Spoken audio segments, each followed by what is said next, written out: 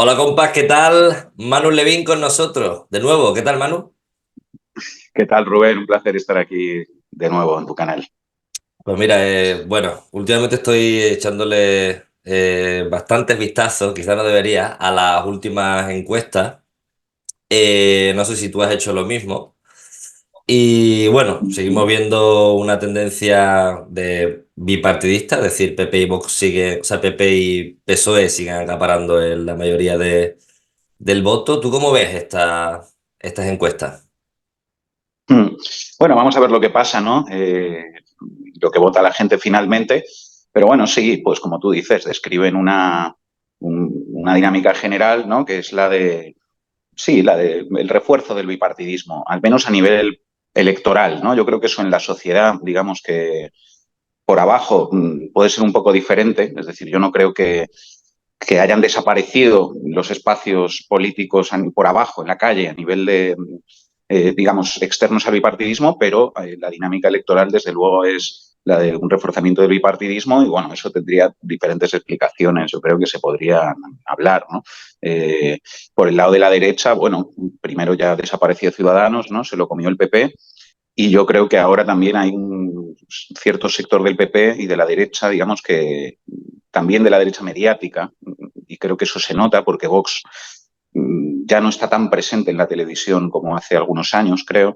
Bueno, creo que hay un sector de la derecha que entiende que necesitan reducir un poco a Vox para, para hipotéticamente poder volver a entenderse con la derecha catalana y la derecha vasca, que creo que es el motivo fundamental por el cual la derecha no gobierna, que es que no pueden pactar entre ellos, porque tienen mayoría en el Congreso, y que, bueno, uno de los obstáculos para ese entendimiento entre las distintas derechas del Estado es la presencia de Vox, y por lo tanto creo que hay un cierto proyecto de, bueno, pues de bajarlo un poquito a ese espacio en los medios de comunicación, también porque ya ha cumplido su función, que era derechizarlo todo, también a la propia izquierda, ¿no? Y luego, en el espacio de la izquierda, bueno, pues digamos que la situación actual, ¿no? Donde hay una candidatura del PSOE, aunque, bueno, no es que lo considere de izquierdas, ¿no? Pero por utilizar los conceptos así mayoritarios, hay una candidatura del PSOE, una de Sumar y una de Podemos. Yo creo que eso hace que mucha gente, bueno, pues sumado a otras cosas, esté un poco desconectada de todo eso y tal, y eso también ha contribuido a que el PSOE se refuerce, y por eso creo que también, bueno, pues el PSOE va a tener un buen resultado en estas elecciones, aunque quizá las pierda, o sea, quizá el PP sea el partido más votado, vamos a ver, pero digamos en lo que tiene que ver con el bloque, creo que el PSOE, bueno, pues va a tener un buen resultado, y creo que otra cosa sería rara a la luz de esa dinámica general que tú describes y que yo estoy de acuerdo que existe, pero bueno, todo evoluciona, hay que trabajar para que la dinámica sea diferente.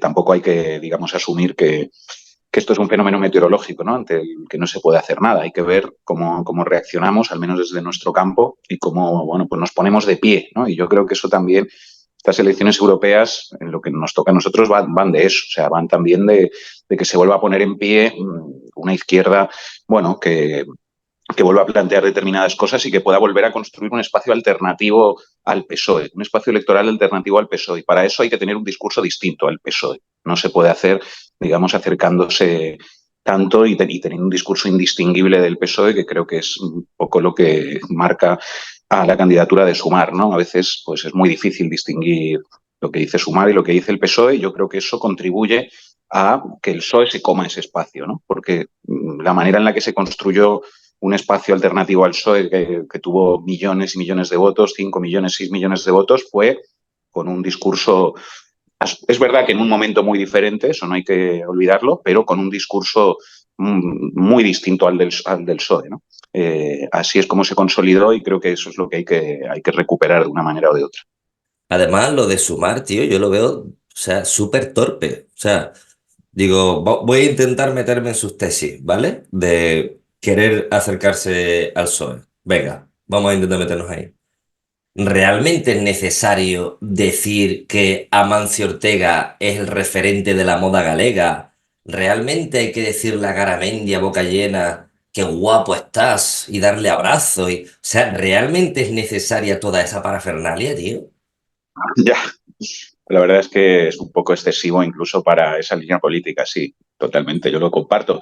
Ellos piensan que sí, ellos consideran que sí, y por eso lo hacen, ¿no? No creo que sea un error ni una torpeza, pues, es muy evidente, ¿no? Cuál es el estilo y cuál es la apuesta política de ese espacio. Yo, evidentemente, bueno, pues no estoy de acuerdo, pienso que es un error, que es una línea equivocada, que es una línea, como te decía, que contribuye a disolver un espacio alternativo al PSOE, que contribuye a reforzar a Pedro Sánchez y a reforzar el bipartidismo en último término y que no sirve, no le sirve a la gente para cambiar las cosas. Pero bueno, ellos consideran claramente que sí, o sea, que cualquier cosa, digamos, que vaya contra el sentido común de los medios de comunicación, que al final son los que definen en buena medida el sentido común, sobre todo cuando no hay movilización social, ¿no? Y cuando no hay otro emisor, cuando no hay una multitud que disputa eso, sino que estamos todos solos y solas en nuestra casa. No todos, o sea, obviamente hay movimientos sociales, el movimiento por la vivienda, la gente joven, pero bueno, nada que ver con hace algunos años, ¿no? Creo que eso es una evidencia. Y bueno, pues en ese contexto hay quien considera que tiene que ir siempre a favor del sentido común y decir lo que la gente quiere escuchar, vamos a decir, aunque eso es cuestionable, porque yo creo que hay otras cosas también que la gente quiere escuchar, o al menos mucha gente. Pero bueno, hay una apuesta en ese espacio por surfear, digamos, un estado de ánimo derechizado. Lo que pasa es que yo creo que eso contribuye a reforzar la derechización de la sociedad, ¿no? Es decir, que cuando tú te montas en un barco que va hacia la derecha a velocidad de crucero, pues decir esas cosas que conectan con un sentido común derechizado, pues te pueden servir para ganarte un camarote en el barco. Ya, pero eso a nosotros ¿de qué nos sirve? ¿De qué nos sirve? ¿Hacia dónde va ese barco? ¿No? Compañero, cuando tú te bajes del camarote ese, ¿a dónde vamos a estar? ¿No? ¿Para qué nos ha servido?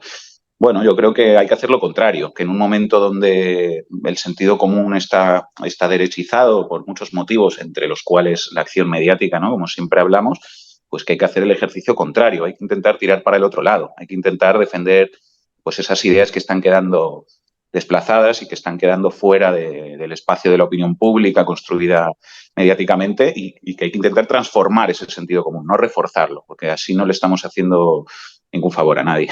Diciendo que Amancio Ortega es, como decías, moda galega, bueno, pues eso refuerza un sentido común que va en contra de los intereses de la mayoría. Eso no significa que uno pueda ir completamente en contra de, no sé, de ciertos elementos del sentido común. Hay que saber, bueno, pues tener un pie en la realidad y otro pie en el deseo, porque si no te quedas solo, ¿no? Pero eso es una cosa y otra cosa es Amancio Ortega moda galega.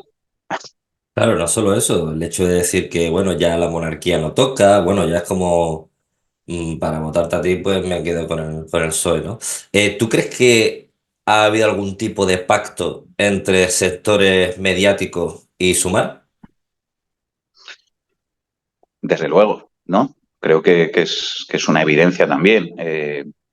A veces los pactos, digamos, no son tan formales, o sea, no es que se reúnan dos personas y se den la mano en una habitación, sino que surgen de una manera más orgánica, de una manera más, no sé cómo decir, más informal, ¿vale? Porque se da una coincidencia de intereses entre diferentes sectores, ¿no? En este caso, pues una coincidencia de intereses entre pues, unos poderes mediáticos que creo que todo el mundo sabe que han dedicado muchísima energía a destruir a Podemos durante muchos años, que por lo tanto tenían esa agenda y tenían ese objetivo, y los intereses de, bueno, de algunos sectores de, vamos a decir, la izquierda, ¿vale? Que por unos motivos u otros, pues también les interesaba destruir a Podemos. Eh, Entrando un poco más en harina, ¿por qué les interesaba? Bueno, pues para restablecerse, digamos, en la dirección de ese espacio y marcar una línea política distinta a la de Podemos y que había perdido la interna sistemáticamente del espacio, ¿no? Es decir, la línea política actual de Sumar era la línea política que perdió las internas siempre cuando, bueno, una parte de ese espacio estaba dentro de Podemos, ¿no? Perdió los congresos, perdió las votaciones y acabó extindiéndose y aliándose en una alianza un poco sui generis con otro sector de la izquierda que fue ese sector que se vio de alguna manera impugnado por Podemos, cuando surge Podemos en 2014 y se vio desplazado de los lugares que siempre había ocupado y se vio, digamos, cuestionado y que, bueno, tras la salida de Pablo Iglesias y el fin de ese liderazgo, que fue un liderazgo muy fuerte que unió a la izquierda, bueno, pues digamos que esos sectores, los que habían perdido dentro y los que se habían visto desplazados por el surgimiento de Podemos, pues se alían en una alianza un poco sui generis, ya digo, porque, bueno, en el pasado una de las cosas que decía Íñigo Errejón y que decía ese sector es que no había que pactar con Izquierda Unida y con el PC, ¿no? Bueno, ahora digamos que la Ahora sí. alianza que hay es un poco es esa.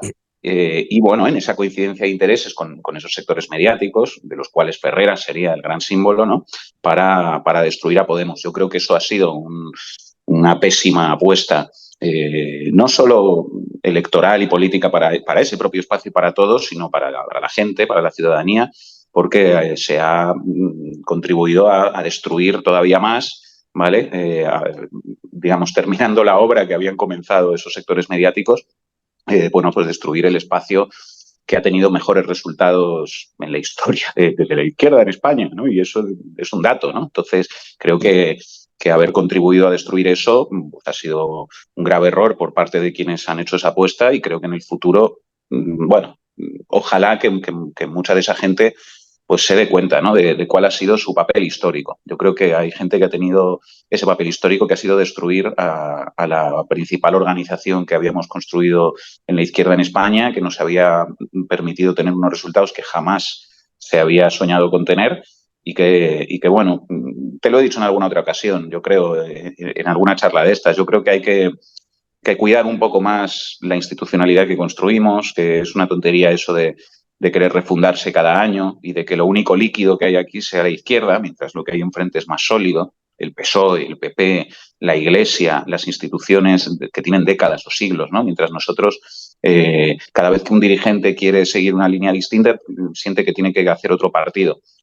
Bueno, yo creo que hay que respetarnos un poco más a nosotros mismos y que eso pasaba por no construir Sumar en oposición a Podemos, por no construir Sumar diciendo nosotros somos todo lo contrario de lo que ha sido Podemos, que además es ridículo porque Podemos fue y es, bueno, pues el que mejor resultado ha obtenido, ¿no? Con lo cual impugnar todo eso como se ha hecho creo que no tenía sentido y que ahora estamos pagando las consecuencias. Pero insisto, creo que hay cosas que se están moviendo, que están cambiando. Decías antes de esas encuestas, eh, y por supuesto, sin caer en un triunfalismo que sería injustificado, porque aquí al final lo importante es la gente, ¿no? Y a la gente no le sirve esta situación. Pero dentro de eso creo que hay una oportunidad este fin de semana para que se vuelva a poner en pie, bueno, pues una izquierda que plantee que las cosas se pueden cambiar, que esto no tiene por qué ser lo que diga el PSOE, que se puede construir un espacio distinto, que diga otras cosas y que tenga un proyecto realmente de transformación, porque el mundo en el que vivimos, o sea, ¿a dónde estamos yendo? ¿A dónde estamos yendo con todo lo que está sucediendo? O sea, si en este contexto no somos capaces de plantear que otro mundo es posible, por decirlo así de claro, estamos jodidos. O sea, es que ¿dónde vamos a acabar? ¿No? Entonces yo creo que hace falta esa voz que es urgente, ¿no? Y que es un drama que, bueno, que se haya debilitado y que se haya intentado destruir por parte de tanto de propios como de extraños, ¿no? A mí cuando me dicen que me ha gustado mucho eso que has dicho de la institucionalidad, porque es que el PSOE no ha cambiado nunca de nombre, o sea, no le ha hecho falta. Cuando me dicen, no, yo creo que una buena gestión te da votos, y yo digo, eso es un error. Para mí, una buena gestión no te da votos si no viene respaldada de un altavoz mediático que te defienda. O sea, si tú no tienes a Ferrera, si tú no tienes a ciertos periodistas que estén lanzando un cierto mensaje diariamente a la población, tú no vas a tener respaldo ninguno. O sea, si fuera por buena gestión, los primeros en no ser votados sería tanto Partido Popular como el PSOE. O sea, son los dos partidos políticos más corruptos de nuestra democracia y de hecho, uno de ellos es amigo o era amigo de un narcotraficante. O sea, ¿qué coño me estás contando de buena gestión, ¿no? O cuando me dicen autocrítica, digo, no, no. Yo creo que la línea, por eso simpatizo más con Podemos que con otras fuerzas políticas, mantener esa línea de hay que decir la verdad o por lo menos hay que pelear, hablar de forma clara a pesar de lo que nos vaya a llover. Yo creo que esa línea ahora, por lo menos lo que estoy viendo en las últimas encuestas, se va a ir reafirmando poco a poco. Es lo que tú dices. Frente a la guerra de Ucrania o el genocidio en Palestina, la gente tiene que ver que lo que ha hecho el PSOE, cómo ha llegado tarde, mal, y lo único que ha hecho es reconocer el Estado palestino, que además que vas a reconocer, ¿no? Que vas a reconocer escombros, miseria y cadáveres, ya está, no vas a hacer nada más. La gente tiene que comprender que no podemos seguir apoyando a estas fuerzas políticas y que necesitamos hacer una reflexión, uno, de quién es el PSOE, no olvidar qué es el bipartidismo y de quién es este nuevo actor, Sumar, que es el que nos quiere llevar a ese marco otra vez bipartidismo. ¿Qué podemos hacer frente Bueno, a esta situación? a ver, dos cosillas te diría, no se podrían decir muchas, pero por centrarme en un par, o sea, lo que decías al principio, totalmente, ¿no? Y es lo que, bueno, pues algunos intentamos explicar cada día en el curro que hacemos, ¿no? Que es, bueno, pues sí, la importancia del relato y de los grandes medios de comunicación, tanto convencionales como digitales, en la definición del destino político de una sociedad, ¿no? Los grandes medios de comunicación son el principal instrumento de control del voto.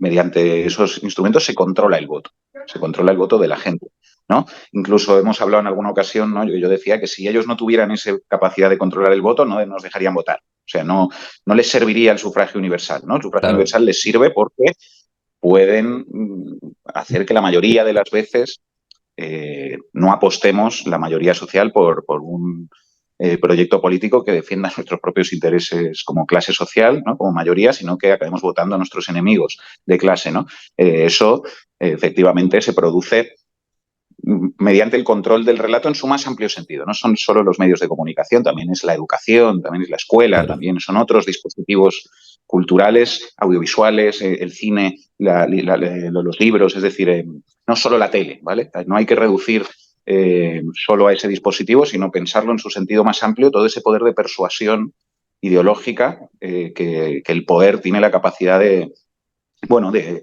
aplicar sobre la gente, sobre la población, ¿no? Eso, bueno, ningún fenómeno social desde que existen los medios de comunicación de masas se puede analizar, creo yo, sin tener en cuenta ese factor de forma primordial, porque entonces te estás equivocando. Es decir, estás dejando fuera de tu análisis un elemento que es fundamental, ¿no? Entonces, bueno, eso creo que lo tenemos claro, o sea, que lo hemos hablado en otras ocasiones. Por aportar algo no sé si distinto, pero bueno, desarrollar un poco otra parte, decías, ¿qué podemos hacer y tal, ¿no?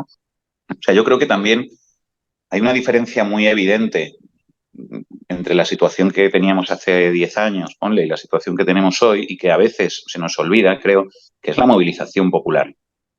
En 2011, 2012, 2013, ¿qué había? Millones de personas en la calle, ¿vale? Siendo una multitud que enuncia y también, incluso en la propia lógica de la comunicación, porque obviamente hay otros elementos de ese movimiento que van por otro lado, ¿no? Pero incluso si hablamos de comunicación y de relatos, al final la movilización popular, la multitud en la calle, es el más poderoso dispositivo de comunicación. Es el único que realmente puede romperle la agenda a los medios de comunicación y puede doblarles el brazo a los medios de comunicación. Y también la multitud en la calle es la principal brújula política. Es decir, cuando teníamos, bueno, pues a la gente en la plaza diciendo los desahucios, diciendo el 135, diciendo el PP y el PSOE al final económicamente son lo mismo, diciendo, marcando, digamos, el rumbo, diciendo es por aquí, esto es el camino que queremos recorrer, ¿no? Entonces, claro, luego para los dirigentes políticos todo es mucho más fácil, ¿no? A veces el dirigente se cree que es un genio y que él está haciendo una estrategia genial y no sé qué, y que todo se explica por su genialidad. Yo pienso que no es así. Yo pienso que cuando tienes al pueblo en la calle, al final los dirigentes políticos, digamos que la virtud está en, bueno, pues en saber darle un cauce político a eso que te viene dado, ¿no? Un paréntesis, volviendo a lo que te decía antes, ¿no? Claro, en 2014 la tarea era un poco transformar en poder político un sentido común que había en la calle. Yo creo que ahora la tarea es la contraria. Yo creo que ahora ese sentido común no lo tienes en la calle, entonces tienes que usar el poder político que has conseguido para transformar el sentido común que está en la calle. No reforzar el sentido común derechizado, sino transformarlo. Y ahí habría una diferencia clave entre la línea de Podemos o la línea de Sumar, ¿no? Por aterrizarlo en opciones electorales. Dicho eso, te decía la importancia de la movilización popular también para orientar a la acción política, ¿no? Yo creo que este momento también tiene que ver con que cuando ya no tienes a la gente en la calle diciéndote por dónde es, pues entonces ahí de repente un dirigente dice es por aquí y el otro dice no, es por ahí y el otro dice no, es por allá, ¿no? Y se produce una desorientación y se produce una división y una pelea por dónde hay que ir, porque estamos surfeando en el aire. Ya no hay esa ola social, ¿no? Entonces, ¿qué podemos hacer?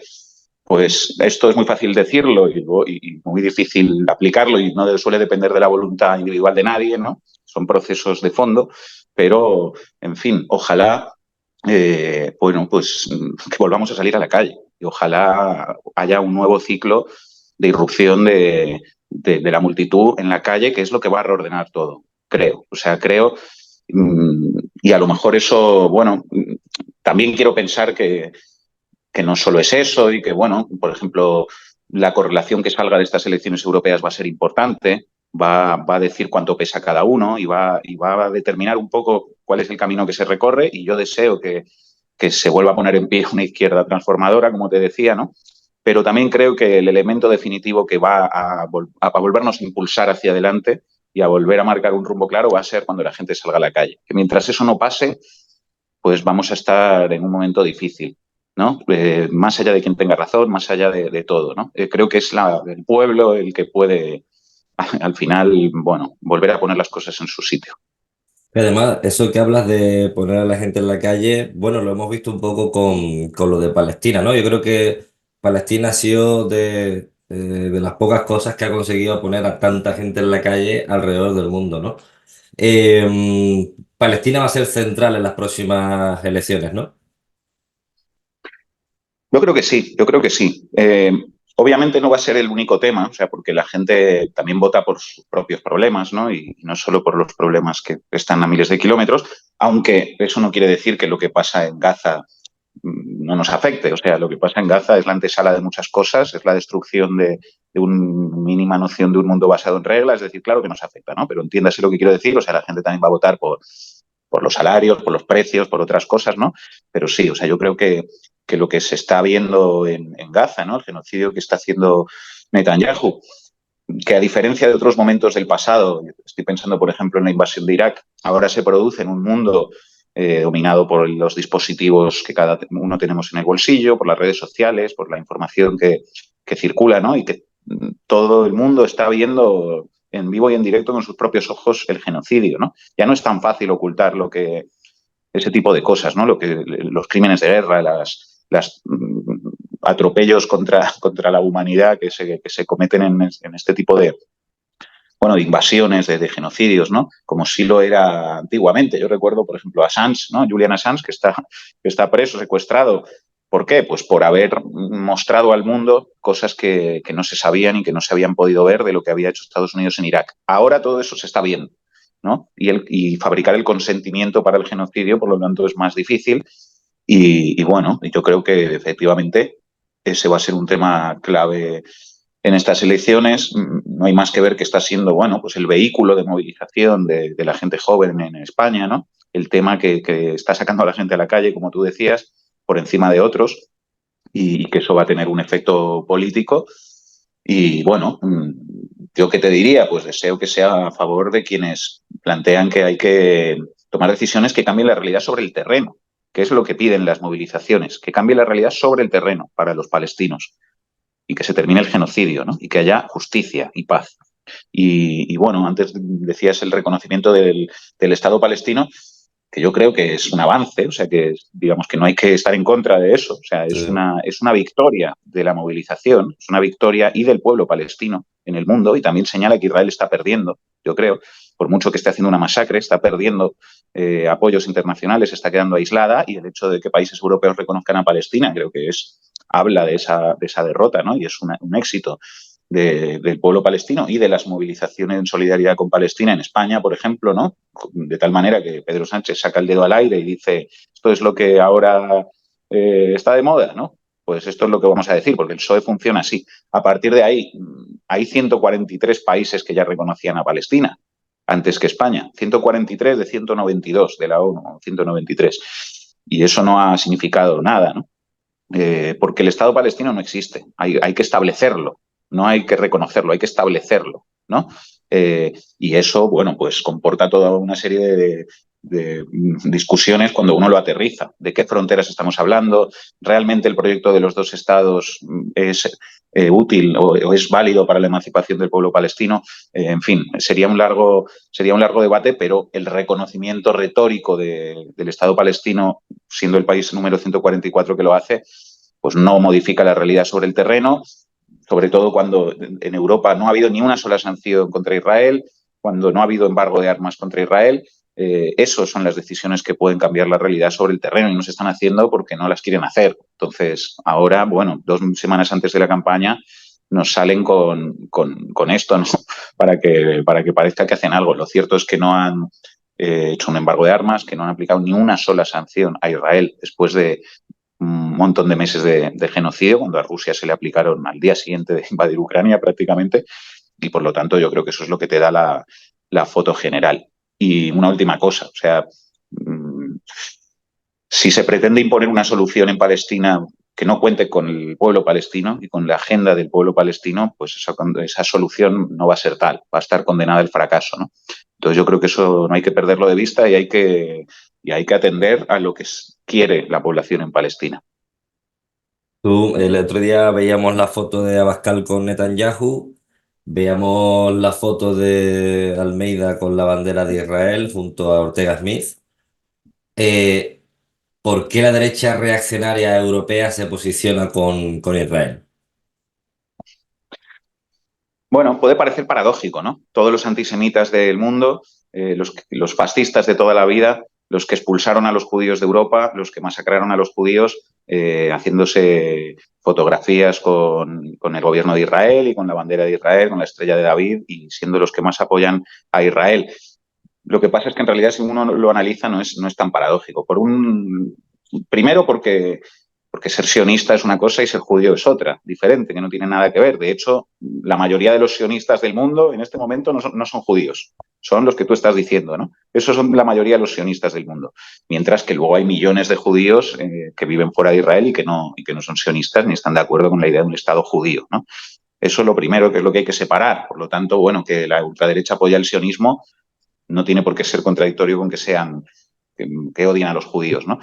Israel, además, representa el proyecto de la ultraderecha a nivel, bueno, el proyecto racista, el proyecto colonial, el proyecto supremacista de la ultraderecha. Por eso les gusta Abascal, porque los líderes de Israel hablan de la supremacía de la cultura occidental, de la supremacía blanca prácticamente, es de lo que están hablando, ¿no? Con una islamofobia absoluta, con un racismo absoluto, ¿no? Entonces, bueno, pues eso es lo que les gusta a las ultraderechas de todo el mundo y ven un referente en Israel. Y luego, bueno, habría una idea que quizás es más polémica, pero, pero que, bueno, me voy a atrever a decirla también.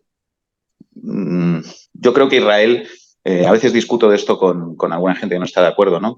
O sea, que también es antisionista, pero que no lo ve así. Yo veo que si uno mira las cosas como han sucedido con más perspectiva histórica, se da cuenta de que el Estado de Israel también ha servido para que todos los judíos estén ahí y no estén en Europa, ¿vale? El Estado de Israel, en definitiva, también ha servido para vaciar Europa de judíos, ¿vale? No directamente, porque primero se fueron a América, a Estados Unidos, a Argentina, etcétera, y luego cuando se crea Israel, muchos millones y millones, ¿no? Con la ley del retorno emigran a Israel. No es directamente de Europa a Israel, ¿vale? Pero yo también veo un elemento ahí, ¿no? Que es como, pues al final, lo dice Ilan Papé también y lo dicen historiadores antisionistas, ¿no? Que los propios judíos también han sido víctimas del sionismo porque fueron expulsados de Europa y finalmente enviados a matarse con los árabes y a defender los intereses y a ser la vanguardia de los intereses de las mismas oligarquías europeas que les echaron y que les masacraron de sus países, ¿no? ¿Por qué no? ¿Por qué no puede haber leyes del retorno en Polonia o en Rusia o en Ucrania o en Lituania, que era de donde originalmente fueron expulsados millones de judíos? Eh, Explico esto. O sea, en Israel hay una cosa que se llama la ley del retorno. ¿Qué significa la ley del retorno? Que si tú eres judío, yo podría usar eso, por ejemplo, ¿no? Si tú eres judío étnicamente y vas a Israel, poco menos que te dan una casa y un trabajo y te enseñan hebreo y tal, ¿no? Bueno, ¿por qué no hay una ley del retorno en Polonia para que los descendientes de los judíos que fueron expulsados y masacrados en los pogromos por parte de la ultraderecha polaca nacionalista puedan volver a Polonia y les den una casa y un trabajo, ¿no? Eh, Eso evidentemente no, bueno, no está sobre la mesa, ¿no? Pero es algo sobre lo que yo creo que tendría sentido pensar o preguntarse por qué eso no está sobre la mesa y sin embargo entendemos que tiene que haber un país para que vivan los judíos. ¿Acaso lo antisemita no es la idea de que los judíos no pueden vivir en cualquier país? ¿Por qué tiene que haber un país solo para los judíos? ¿O acaso los judíos no pueden vivir en Alemania o en Polonia o en no sé qué porque los matamos o porque los echamos? ¿Es eso lo que hay detrás también de la idea de que tiene que haber un país para los judíos? No sé si me explico. O sea, yo creo Sí, sí. que algo de eso hay también, bueno, pues en el apoyo y en el sostenimiento de las élites occidentales al Estado de Israel. Mejor tener a todos esos millones de judíos ahí defendiendo nuestros intereses de los mismos que en el pasado los reventamos a que estén, no sé, en los países de donde son originarios muchos de ellos, no todos. También siempre ha habido judíos en Palestina, siempre ha habido una minoría ahí, ¿no? Ha habido vida judía en Palestina, que no tendría por qué ser un problema, ¿no? Pero bueno, hay millones y millones de judíos, entre ellos los propios líderes de Israel, que vienen, bueno, sus familias fueron expulsadas de Europa y finalmente han acabado ahí. Y yo creo que, bueno, que esa trayectoria histórica, si uno la ve completa, también explica la posición de esas ultraderechas. De hecho, te digo una cosa más, perdón por extenderme, volviendo a la foto de Abascal y Hermann Tertsch. Eh, el padre de Hermann Tertsch era un nazi del Tercer Reich, ¿no? Eh, el otro día alguien puso en Twitter, no recuerdo quién, me gustaría citarle, pero no lo recuerdo, bueno, puso un hilo, ¿no?, con la historia de un acuerdo que hubo entre la Alemania nazi y el sionismo para enviar emigración judía a Palestina. Bueno, para mí ese tipo de cosas son las que de alguna manera refuerzan esto que te estaba diciendo, ¿no? Que en realidad, si uno lo piensa, pues siempre ha habido un interés por sacar a los judíos de Europa y al final el Estado de Israel, de una manera o de otra, pues también ha servido para eso. Última pregunta, Manu, 3 minutos. ¿Qué le dirías a esas personas que van a votar desde posiciones progresistas al PSOE por miedo a que viene la extrema derecha? Uf, no sé si voy a poder en 3 minutos, pero voy a ir muy rápido. No, pienso que eso es un error de cálculo. ¿Y por qué te lo digo? O sea, eh, ¿cómo resumir en 3 minutos? A veces querer hacerlo más rápido es más difícil. Yo creo que hay que entender el momento histórico en el que estamos. Creo que estamos en un momento donde el mundo en el que tú y yo nacimos, que era el mundo de la globalización capitalista, de la hegemonía de Estados Unidos, de la democracia liberal, el triunfo de la democracia liberal, etcétera, ¿no?, tras la caída del muro, la hegemonía cultural, económica, política de Estados Unidos, yo creo que ese mundo se está acabando, se está rompiendo. Y se está rompiendo por los centros, por Estados Unidos, Europa, no solo por las periferias, se está rompiendo por los centros. Creo que la derecha está en eso. Es decir, que la derecha, digamos que está en otra pantalla y está ya peleando por la definición de lo que va a venir después de este mundo que hemos conocido y que se está terminando. Yo creo que la izquierda tiene que entender ese momento también y tiene que dejar de aferrarse a las ruinas de un sistema que además no es el suyo, que nunca ha sido el suyo, ¿vale? Y, digamos, y tiene que salir de una posición conservadora del statu quo, donde decimos que lo que hay que hacer es defender la democracia de la ultraderecha, cuando hace 10 años lo que decíamos era que esto no era una democracia, ¿vale?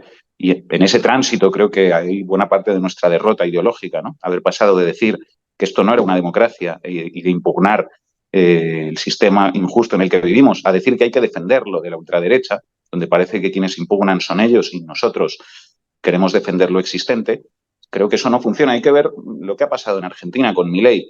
El otro día estuvo en Madrid Ofelia Fernández, una diputada argentina muy joven y brillante, que decía esto, ¿no?, con lo que yo estoy muy de acuerdo. Ella decía, en Argentina dijimos eso, en Argentina dijimos que había que defender la democracia, que había que defender los derechos laborales y tal, frente a lo que representaba Milei. Y la gente nos decía, ¿de qué democracia me estás hablando? ¿De qué derechos? Si yo tengo 3 trabajos informales y cobro en negro y no llego a fin de mes. Es decir, creo que meternos en esa posición conservadora al final, porque estamos planteando que hay que conservar lo existente, es un grave error que contribuye a derechizarlo todo. Porque cuando tú tienes una derecha radical y una izquierda moderada, todo se derechiza.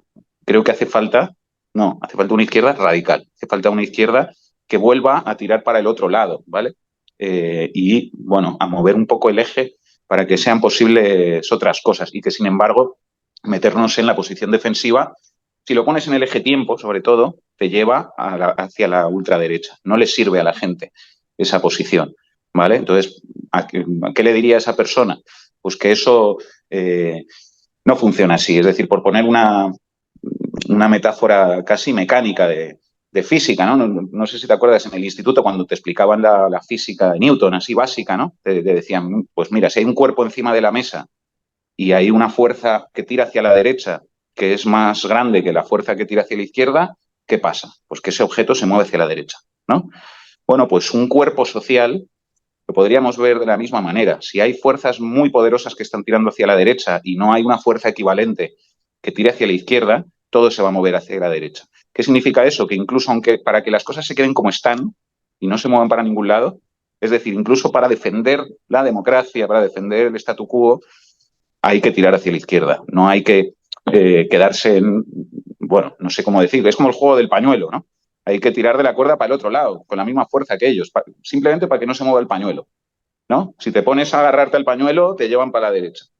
Bueno, pues yo creo que ese es el momento en el que estamos y que no, que hace falta dar poder a una izquierda y a un movimiento político que sea capaz de que entienda el momento histórico, que entienda que todo esto está muerto, o sea, que el mundo al que vamos es diferente y que hay que volver a hacer un planteamiento transformador y que el discurso ese de defender la democracia y defender los derechos nunca puede representar a quienes están aplastados por el sistema y a quienes te dicen qué derechos y qué democracia me estás hablando, ¿no? Y a esa es la gente a la que hay que representar y a la que hay que lograr, digamos, aliar y articular con otros sectores de la sociedad que no es que estén aplastados, ¿no? Que también son sectores de las clases medias o sectores de la clase trabajadora, bueno, que tienen un salario, que tienen una cierta unas condiciones un poco mejores, ¿no? Bueno, pues hay que articular eso y creo que la manera no es hacer una apología del statu quo, hacer una apología de la democracia, de la falsa democracia, ¿no? Esa que hace 10 años decíamos que era mentira, ahora no podemos hacer una apología de eso y que hay que volver a, bueno, a plantear ciertas cosas y que eso es lo que incluso lo que puede servir para que las cosas no sigan yendo hacia la derecha, sino que un poco se queden como están, que no es mi proyecto, que se queden como están, pero entiéndase la metáfora, ¿no? Incluso para que se queden como están, hay que tirar hacia la izquierda, ¿no? Bueno, no me quiero extender más, Rubén. Creo que más Bueno, o menos me explico. Más sí, o te has menos me explicado. explico. Manu Levin, muchas gracias por venir. Muchas gracias a ti, Rubén. ¿Lo puedes leer si eres tan amable?